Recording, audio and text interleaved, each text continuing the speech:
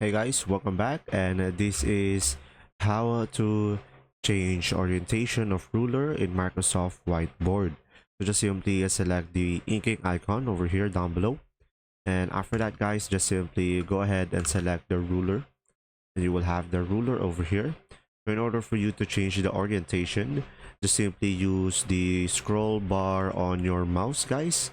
It will be this one, and after that just simply go ahead and go for the ruler and use the scroll in your mouse, and you should be able to change the orientation horizontal, vertical, and pretty much this will be depending on you.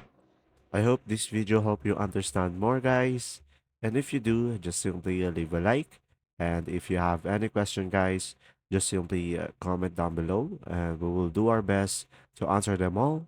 And thanks for watching guys. See ya.